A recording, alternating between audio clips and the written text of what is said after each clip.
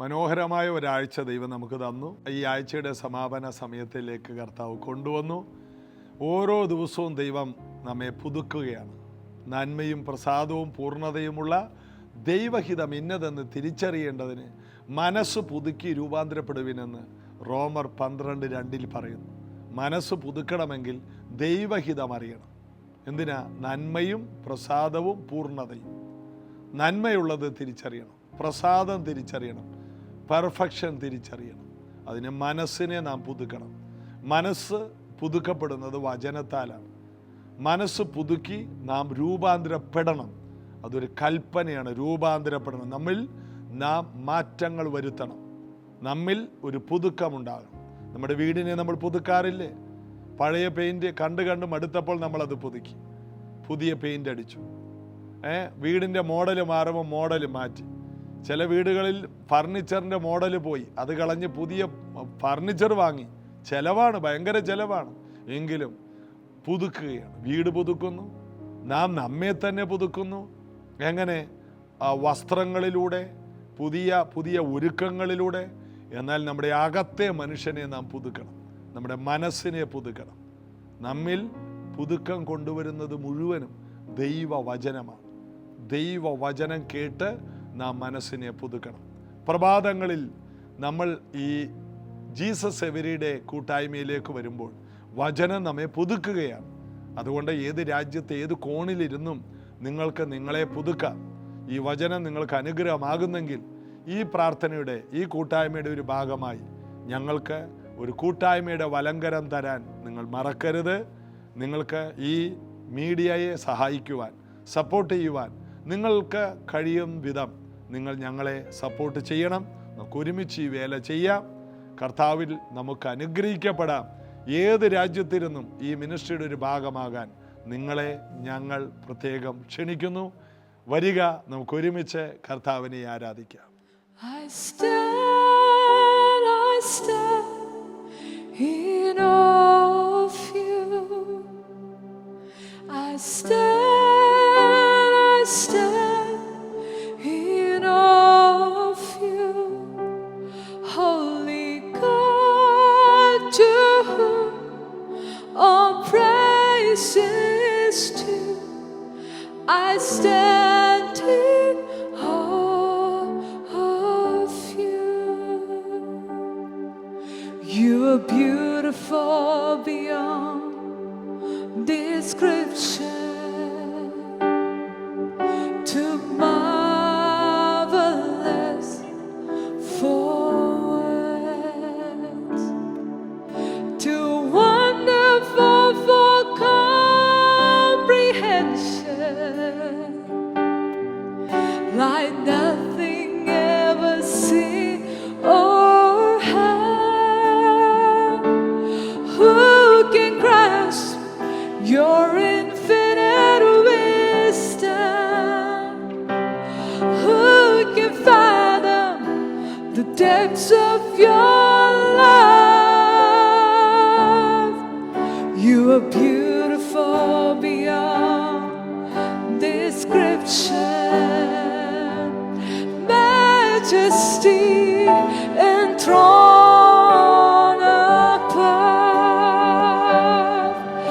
I stand in awe of you. I stand in awe of you. Holy God, to whom all praise is due. I stand in awe of you. You're beautiful. You are beautiful beyond description, too marvelous for words, too wonderful for comprehension, like nothing ever seen or heard. Who can grasp your infinite wisdom? the depths of your love. You are beautiful beyond description. Majesty and throne above. I stand in awe of you. I stand in awe of you. Holy God, to whom all praise is due. I stand in awe of you. I stand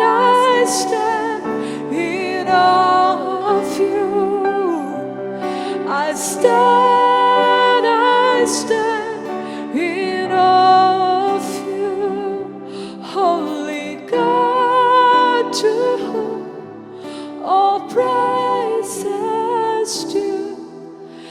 I stand in awe of you.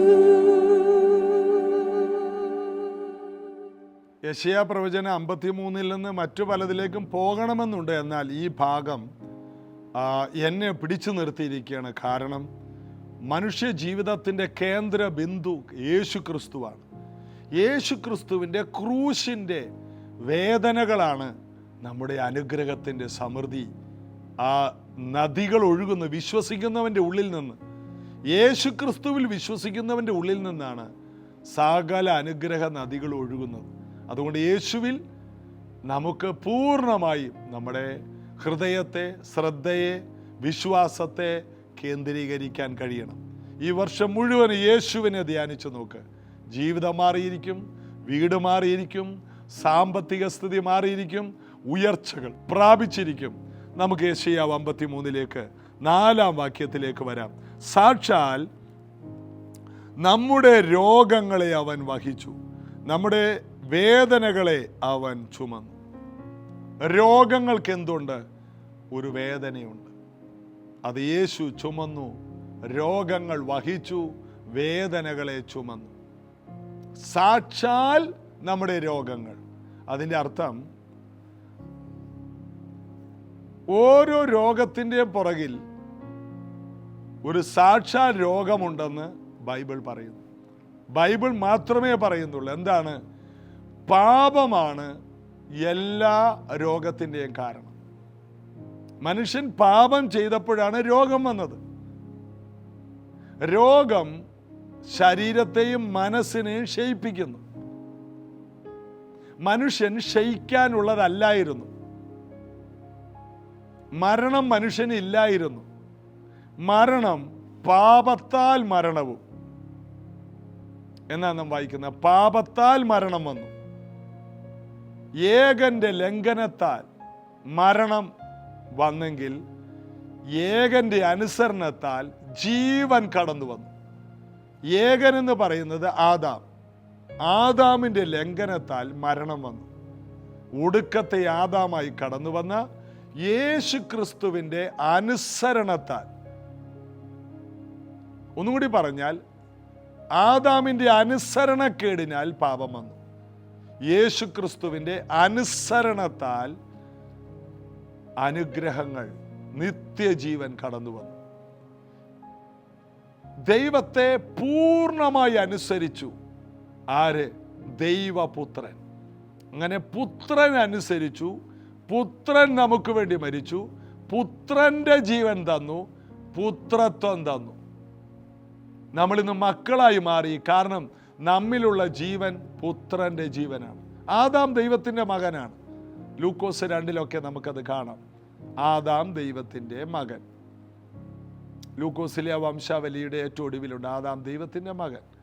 അപ്പോൾ ഒരു മകൻ അനുസരണക്കേടിനാൽ പാപത്തെ ജീവിതത്തിലേക്ക് കൊണ്ടുവന്ന് ഏകന്റെ ആ ലംഘനം രോഗവും ശാപവും തകർച്ചകളും ഈ ഭൂമിയിലേക്ക് കൊണ്ടുവന്നു. പാപം കൊണ്ടുവന്നത് മനുഷ്യനാണ്. പിശാച് അതിനൊരു അവസരം തന്നതാണ്. കാരണം പാപം ചെയ്താൽ ഒരു മനുഷ്യനും ദൈവാനുഗ്രഹത്തിൽ നിലനിൽക്കാൻ കഴിയില്ല. ഈ സത്യം പിശാചിനറിയാം. പാപം ചെയ്താൽ ഒരുവൻ്റെ വാഴ്ച നഷ്ടപ്പെടും. പാപം ചെയ്താൽ ഒരുവൻ്റെ നിലനിൽപ്പ് നഷ്ടപ്പെടും. പാപം ചെയ്താൽ പറുദീസ നഷ്ടപ്പെടും. പാപം ചെയ്താൽ ദൈവത്തോടുള്ള ബന്ധം നഷ്ടപ്പെടും. പാപം ചെയ്താൽ സന്തോഷം നഷ്ടപ്പെടും. ഇതറിഞ്ഞിട്ടും മനഃപൂർവ്വം പാപം ചെയ്യുന്നവരുണ്ട്. അത് പിശാചിനാൽ വശീകരിക്കപ്പെട്ടവരാണ്. എന്നാൽ നാം സകല സത്യത്തിലേക്കും സകല നീതിയിലേക്കും മുന്നോട്ട് പോകാൻ നീതിമാന്റെ രക്തത്താൽ ദൈവം നമ്മെ കഴുകി, അല്ലെങ്കിൽ ദൈവപുത്രന്റെ നീതിയുള്ള രക്തത്താൽ കഴുകുകയും സകല സത്യത്തിൽ വഴി നടത്തുന്ന പരിശുദ്ധാത്മാവിൽ നമ്മെ നിറയ്ക്കുകയും ചെയ്ത നാം മനഃപൂർവമാണ് പിന്നീട് ചെയ്യുന്ന പാപം രോഗം, ശാപം ഇവയെ കൊണ്ടുവരുന്നു. ഈ സത്യങ്ങൾ അറിയാത്തവരാണ് പാപം ചെയ്യുന്നത്. എന്തുകൊണ്ട്? പാപത്തോട് നമ്മൾ പ്രാണത്യാഗത്തോളം എതിർത്ത് നിൽക്കുന്നില്ല. അതാണ് എബ്രായ ലേഖനത്തിൽ 12-ാം അധ്യായത്തിൽ പറയുന്നത്, പാപത്തോട് നിങ്ങൾ പ്രാണത്യാഗത്തോളം എതിർത്ത് നിന്നിട്ടില്ല. അതായത് ജീവൻ പോയാലും പാപം ചെയ്യരുത്. പുതിയ നിയമം പാപത്തെ എതിർക്കാനുള്ള ശക്തി നമുക്ക് നൽകുന്നു. പാപത്തോട് എതിർക്കണം. കാരണം പാപമാണ്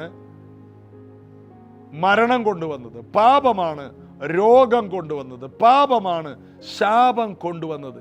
ഈ വെളിപ്പാടില്ലായ്മയാണ് മനുഷ്യൻ ഇന്നും, പ്രത്യേകിച്ച് ദൈവജനം പോലും പാപം ചെയ്യുന്നത്. ഈ തിരിച്ചറിവ് ലഭിച്ച ഒരു വ്യക്തി ജീവിതത്തിൽ വലിയൊരു തീരുമാനമെടുക്കണം. ഞാൻ പാപം ചെയ്യില്ല, ഞാൻ പാപത്തെ ശ്രദ്ധിക്കില്ല, മാത്രമല്ല ഞാൻ പാപത്തോട് എതിർക്കും. പാപിയോട് എതിർക്കുമെന്നല്ല, പാപത്തോട്. പാപം നിന്റെ വാതുക്കലാണ്, അതിൻ്റെ ആഗ്രഹം നിന്നോടാണെന്ന്. പാപത്തിന് നമ്മോടൊരു വലിയ ആഗ്രഹമുണ്ട്. ഉൽപ്പത്തി പുസ്തകം 4-ാം അധ്യായത്തിൽ ദൈവം കയീനോട് പറയാണ്, പാപം നിന്റെ വാതുക്കൽ കിടക്കുന്നു, നീ വാതിൽ തുറന്നാൽ നിന്നെ കാണാനായിട്ട് വെയിറ്റ് ചെയ്തിരിക്കണം. ഡോക്ടറെ കാത്ത് ഡോക്ടറിൻ്റെ വാതിൽ പടിയിൽ ആൾക്കാർ കുത്തിയിരിക്കുന്ന പോലെ പാപം നമ്മുടെ വാതുക്കൽ കാത്തിരിക്കുകയാണ്. നമ്മളൊന്ന് ഡോറ് തുറന്നു കൊടുത്താൽ കയറാൻ വേണ്ടി. അതിൻ്റെ ആഗ്രഹം നിന്നോടാണ്. പാപത്തിന് നമ്മോടൊരു ആഗ്രഹമുണ്ട്. എന്നാൽ നമ്മുടെ ആഗ്രഹം പാപ പരിഹാരകനായ യേശുവിനോടായിരിക്കണം. നാം വാതുക്കൽ കിടക്കുന്ന പാപത്തിനല്ല വാതിൽ തുറന്നു കൊടുക്കേണ്ടത്. വെളിപ്പാട് 3:20 പറയുന്ന യേശുവിന് വേണ്ടി ഞാൻ വാതുക്കൽ നിന്ന് മുട്ടുന്നു. അപ്പോൾ തന്നെ ഉൽപ്പത്തി 4-ൽ പാപം വാതുക്കൽ നിന്ന് മുട്ടിക്കൊണ്ടിരിക്കുന്നു. പലരും വാതിൽ തുറന്നു കൊടുക്കുന്ന പാപത്തിനാണ്. അതിൻ്റെ ആഗ്രഹം നിന്നോടാണ്. എന്നാൽ യേശുവിൻ്റെ ആഗ്രഹവും നമ്മോടാണ്. പാപ പരിഹാരകനായ രാജാതി രാജാവിനും നമ്മുടെ ആഗ്രഹമാണ്. പാപത്തിന് വേണ്ടി നീ വാതിൽ തുറന്നു കൊടുത്താൽ പാപം നിന്നോടുകൂടെ ഇരുന്ന് അത്താഴം കഴിക്കും, നീ അവനോടുകൂടെ. എന്നാൽ നീ യേശുവിന് വേണ്ടി വാതിൽ തുറന്നു കൊടുത്താൽ പാപം നിന്റെ വാതുക്കൽ കിടക്കുന്ന പോലെ യേശു നിന്റെ വാതുക്കൽ എത്ര നാളായി നിൽക്കുന്നു? യേശുവിന് ഇന്ന് വരെയും ഭവനത്തിലേക്ക്, ജീവിതത്തിലേക്ക് പ്രവേശിപ്പിക്കാത്തവരോടാ പറയുന്നത്. ആ കതകിൽ തട്ടുന്ന യേശുവിന് വേണ്ടി വാതിൽ തുറന്നു കൊടുക്കാൻ ആദ്യം തീരുമാനിക്കേണ്ടത്, ഇനി പാപത്തിന് ഞാൻ വാതിൽ തുറക്കില്ല. പാപം എൻ്റെ വീടിനെ രോഗത്തിലാക്കി, പാപം എൻ്റെ വീടിനെ ശാപത്തിലാക്കി, പാപം എൻ്റെ വീടിനെ കലക്കിക്കളഞ്ഞു, പാപം എന്നെ മരണചിന്തയിലേക്ക് കൊണ്ടുവന്നു, പാപം എന്നെ മദ്യത്തിലേക്കും മയക്കുമരുന്നിലേക്കും ദേശത്തെ നാശത്തിലേക്കും കൊണ്ടുവന്നു. ഇല്ല, ആയിരങ്ങൾ അവരുടെ വീടുകൾ പാപത്തിനു വേണ്ടി തുറന്നു കൊടുത്താലും ഞാൻ എൻ്റെ ജീവിതത്തെ, എൻ്റെ ഹൃദയത്തെ ഇനി ഞാൻ പാപത്തിന് തുറക്കില്ല. ഞാൻ അതിനോട് എതിർക്കും, പ്രാണത്യാഗത്തോളം എതിർക്കും.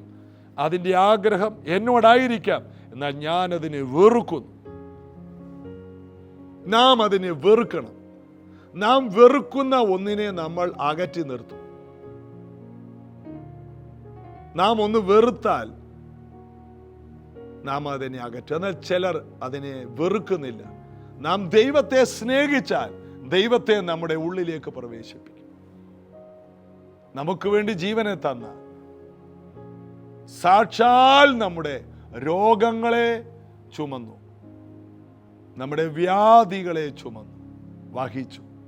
സാക്ഷാൽ നമ്മുടെ അവസ്ഥകൾ, പാപത്തിൻ്റെ പരിണിത ഫലങ്ങളെ മുഴുവനും യേശു ക്രൂശിൽ ചുമന്നു. സാക്ഷാൽ നമ്മുടെ രോഗങ്ങൾ, സാക്ഷാൽ നമ്മുടെ വേദനകൾ.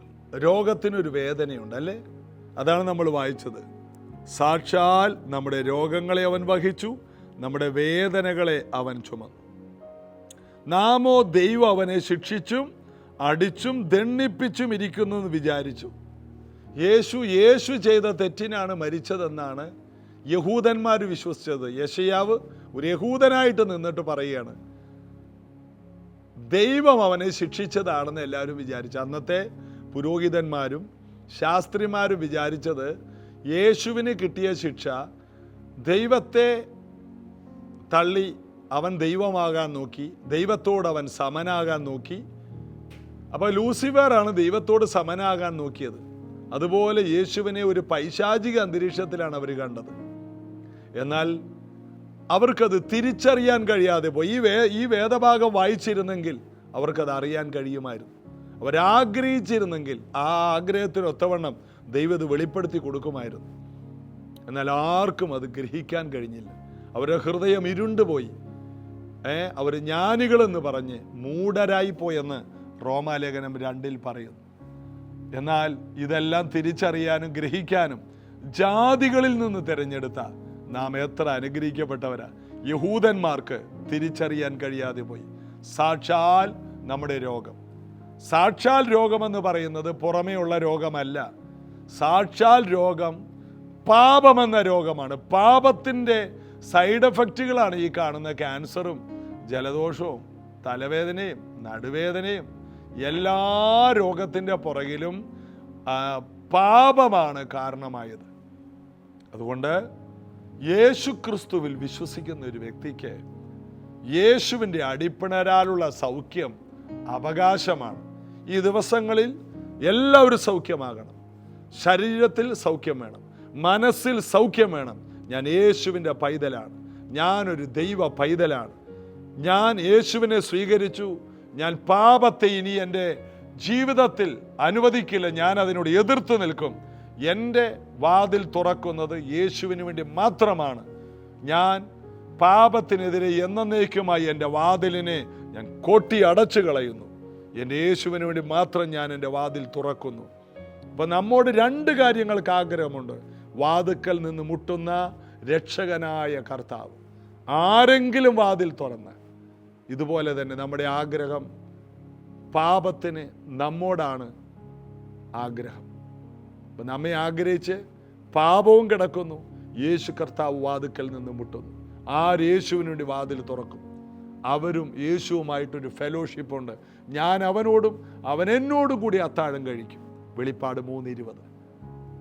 ഹൃദയം തുറന്നാൽ മാത്രം മതി. നമ്മുടെ ഹൃദയം, അതായത് പണ്ടേയുള്ള കഥകളെ ഉയർന്നിരിപ്പിൻ, മഹത്വത്തിൻ്റെ രാജാവ് പ്രവേശിക്കട്ടെ.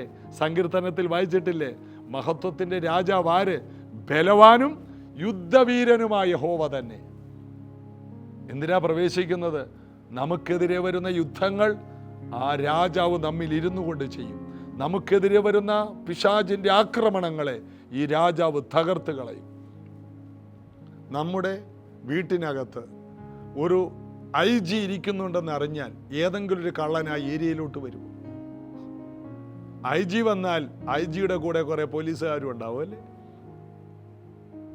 ഇതുപോലെയാണ് നമ്മുടെ വീട്ടിൽ പ്രപഞ്ചത്തിൻ്റെ ചക്രവർത്തി രാജാതിരാജാവ് വന്നാൽ അതിൻ്റെ ചുറ്റും ദൂതന്മാരുടെ സൈന്യമുണ്ടാകും.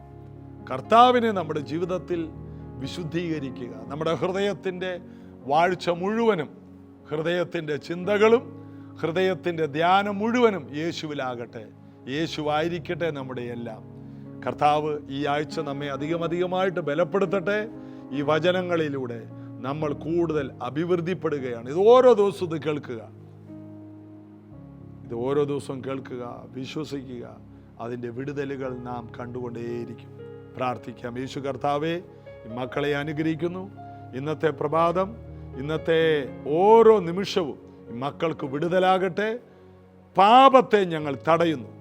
യേശുവിൻ നാമത്തിൽ പാപം ഇവരെ വിട്ടുമാറട്ടെ. പാപത്തോട് പ്രാണത്യാഗത്തോളം എതിർക്കുവാൻ ശക്തി ഈ മക്കൾക്കുണ്ടാകട്ടെ. വാതുക്കൽ കിടക്കുന്ന പാപം, ഒരവസരം കിട്ടിയ ചാടി കയറാൻ നോക്കുന്ന പാപം ഇവരെ വിട്ടുമാറട്ടെ. ഞങ്ങളതിനെ യേശുവിൻ്റെ നാമത്തിൽ ശാസിക്കും. യേശുവേ, എല്ലാ ഹൃദയങ്ങളിലും അങ്ങ് തട്ടുന്നുണ്ടല്ലോ. എല്ലാവരുടെ ഹൃദയം യേശുവേ അങ്ങയ്ക്ക് വേണ്ടി തുറന്നു വരുവാൻ അവരുടെ മനസ്സിനെ അങ്ങ് തുറക്കണമേ. ലുദിയായുടെ ഹൃദയം പൗലോസ് സംസാരിക്കുന്നത് ശ്രദ്ധിക്കേണ്ടതിന് തുറന്ന കർത്താവേ, ഞങ്ങളുടെ കുടുംബങ്ങളിൽ അനേകർക്ക് യേശുവിൻ്റെ വചനം ഗ്രഹിക്കുവാൻ അവരുടെ ഹൃദയത്തെ അങ്ങ് തുറക്കണമേ. ഈ ദിവസങ്ങൾ അനേകർ രക്ഷിക്കപ്പെടട്ടെ. യേശുവിൻ്റെ ക്രൂശ് മരണത്തിൻ്റെ വിടുതൽ അവരനുഭവിക്കട്ടെ. ഇത് കേൾക്കുന്നവരെല്ലാം വിടുതലും സൗഖ്യവും പ്രാപിക്കട്ടെ. ക്യാൻസർ എന്നല്ല, മുഴുവൻ രോഗങ്ങളെയും ഞങ്ങൾ യേശുവിൻ നാമത്തിൽ നിർവീര്യമാക്കുന്നു. യേശുവിൻ്റെ അടിപ്പിണരാലുള്ള സൗഖ്യം ഞങ്ങൾ സ്വന്തമാക്കുന്നു. ഈ മക്കളെ അനുഗ്രഹിക്കും യേശുവിൻ നാമത്തിൽ പിതാവേ, ആമേൻ. നമ്മുടെ ഉപവാസ പ്രാർത്ഥനയുടെ ഒടുവിലത്തെ പകലാണ്. രാവിലെ 10:30 പ്രൈസ് ജനറേഷനിൽ വെച്ച് പ്രാർത്ഥനയുണ്ട്. ഇന്ന് വൈകിട്ട് പ്രാർത്ഥന സൂമിലില്ല. വെള്ളിയെ നമുക്ക് ഉപവാസ പ്രാർത്ഥനയിൽ വയ്ക്കാറുള്ളൂ. ഈ വർഷം അനവധി പ്രാർത്ഥനകൾ നമുക്കുണ്ടായിരിക്കും. പ്രൈസ് ജനറേഷൻ കുടുംബങ്ങളോട് നന്ദി പറയുന്നു. മാത്രമല്ല, മറ്റു കൂട്ടായ്മയിലുള്ളവരും ഞങ്ങളെ ശ്രദ്ധിക്കുന്നവരുണ്ട്. ഞങ്ങൾക്ക് ഒത്തിരി അനുഗ്രഹമാണ്. നാളെ നമുക്ക് ഒത്തിരി അനുഗ്രഹിക്കപ്പെട്ട ഒരു സഭായോഗമുണ്ട്. ഞായറാഴ്ച രാവിലെ 8 മണിക്കാണ്. എല്ലാവരെയും ആ പ്രാർത്ഥനയിലേക്ക് ക്ഷണിക്കുന്നു. കർത്താവ് അനുഗ്രഹിക്കട്ടെ. അടുത്ത തിങ്കളാഴ്ചയും ജീസസ് എവരിഡേ തുടരും. നമുക്ക് ഈ കാലഘട്ടത്തിൽ യേശുവിനെ ഒരുമിച്ച് ഉയർത്താം. God bless you.